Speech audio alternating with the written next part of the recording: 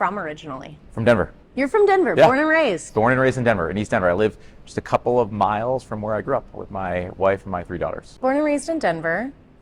What did your life look like? Did you stay here? Where'd you go to school? What's your kind of background? Yeah, so was always drawn to the law because my family had inspired me. No lawyers in my family, but had reinforced to me the importance of taking on the bullies, like fighting back against bullies and protecting people, and saw an opportunity to do that in the law. So had the good fortune of taking out loans. I went to Harvard Law School. I clerked for federal judges, but I saw really early on a legal system that was fundamentally tilted in favor of those with wealth and power and against ordinary people. And I saw a legal profession that too often sells out working people, frankly, the same way that I see my party, the Democratic Party, too often selling out working people. So I moved back home to Colorado, have dedicated every single day of my legal career to standing up in court for working families, using the law in bold ways and new ways on behalf of working people, consumers, immigrants, and others taking on the forces of corruption and corporate abuse. What experience has prepared you for the role of Attorney General? I think that, first of all, a key responsibility for the Attorney General, especially moving forward, will be understanding how to use the law in bold ways, right? Sometimes in creative ways, right? To take on all the forces that are squeezing us dry, to make people's lives better. Like, that's my life's work, right? I've helped to recover nearly $100 million stolen from working people, forced the biggest corporations in the world to follow the law. We sued the Trump administration and won. Sued the Polis administration and won. We stopped the governor from turning over Coloradans' personal information to ICE, using the law as a force of good in the world. I mean, too often, the laws that are there to protect us, the laws of the New Deal and the Civil Rights Movement, the laws that ended slavery and Jim Crow, they are just words on a page, unless we enforce them with courage, with boldness, and that's my life's work. Additionally, as a really critical responsibility of the next Attorney General is running an office of more than 700 people. And I have helped to turn my legal organization Towards Justice into a national powerhouse in the fight for economic justice and for civil rights. That's a unique kind of leadership experience in this race, the kind of entrepreneurial leadership experience, the kind of scrappy leadership experience that I think we need right now. And I've done it by recruiting and retaining the best lawyers in the country and the best staff in the country, and inspiring them every day to use the law to go on offense, to fight for people. Additionally, I've got a unique experience in this race insofar as I have helped to draft and pass about a dozen critical worker and consumer protections that protect people across Colorado. Everything from the Farm Worker Bill of Rights to a law unique in Colorado that requires rideshare companies like Uber and Lyft to disclose to customers how much of their fare is actually getting paid out to drivers, to make sure that big tech algorithms no longer can pit workers against consumers.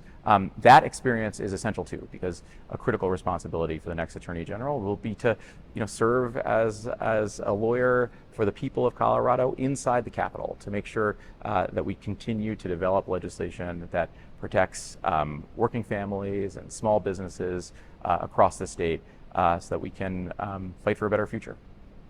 What, in your own words, is the Attorney General? And what would that do? What would Coloradans feel from that? The Attorney General is a lawyer for the people of Colorado. So all the ways in which you're getting screwed over and ripped off and undermined, the Attorney General is there to fight for you, right? And this is absolutely essential work. It's the big stuff. It's the big stuff. Like, we just won in the United States Supreme Court a case I've been litigating for more than a decade on behalf of tens of thousands locked up at the Immigration Detention Center here in Aurora, Colorado, taking on the Geo Group, the private prison company that owns it. We've got thousands and thousands of people been locked up, torn away from their families because they look Latino, because they speak Spanish, because they work a low-wage job. It is atrocious, right? The Attorney General has to be there to fight back against those forces. The Attorney General has to be there to take on the corporate polluters, right? We've got Suncor in North Denver that has been polluting the planet, making hundreds and hundreds of kids sick for years and made $2 billion in profits in a single quarter and was fined by the Polis administration $2 million.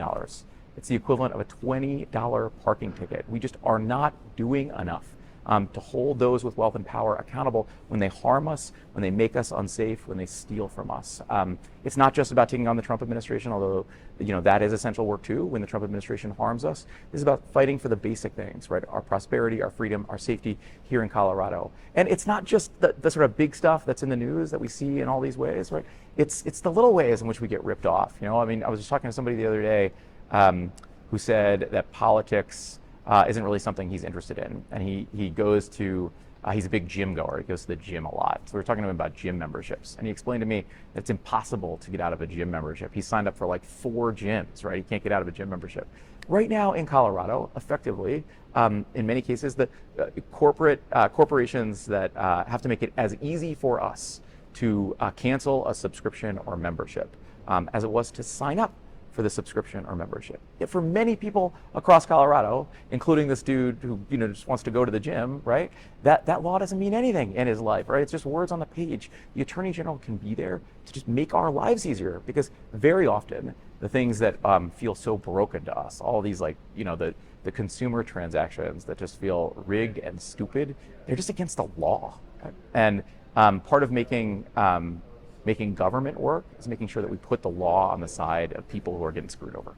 If elected Attorney General, what would be your priorities, your biggest goals? You touched on that a little bit in this last answer as well, but if you were elected, what could Coloradans expect from you? Yeah, there's a ton to do. And look, the house is on fire now. We need to be doing all the things, seriously, to take on the forces of corruption and corporate abuse that are dismantling this country, that are making life harder. But a few things really stand out to me. It is hard to overstate how dangerous of a situation we are in right now when it comes to the weaponization of a paramilitary immigration enforcement scheme, tearing people away from their families. We've got clients across Colorado who are afraid to call 911, right? Who are afraid to report their boss for wage theft because they are terrified of what immigration enforcement could do to them. It's lawless, it's dangerous for all of us. We need to take that on. That means, yes, as I have said, the first person in this race to say it, the first Attorney General candidate in the country this cycle to say it, yes, means prosecuting ICE officers under Colorado law if they trample our rights. We can't be afraid to do that. But it's not just that. We also need to be holding accountable and protecting all the folks that are being taken into immigration detention right now. We know that they are living in horrific conditions, being denied safe food, being denied health care, in violation of state law. If I'm Attorney General, I'm doing everything I can, subpoena in my hand, to get into GEO, to get into our immigration detention facilities, to make sure that those facilities are following the law. Second, we've got a massive affordability crisis in the state right now, but I'll tell you, the affordability crisis is fundamentally an accountability crisis. The forces of wealth and power are ripping us off, and they're getting away with it. Everything from the biggest corporations in the world spying on us and our online behavior in order to charge us more for things and pay us less for things, what we call surveillance wages and prices. That's something that I'm going to take on as Attorney General. Go after all the junk fees that are piled on to every single transaction, that are just making life so much less affordable. And the affordability crisis isn't just about money we're spending, it's also about stagnating wages in one of the wealthiest states in the wealthiest country in the history of the world. We have a pervasive corporate union busting and wage theft and exploitation of market power to undermine working people. All of those things are things that I take on as Attorney General.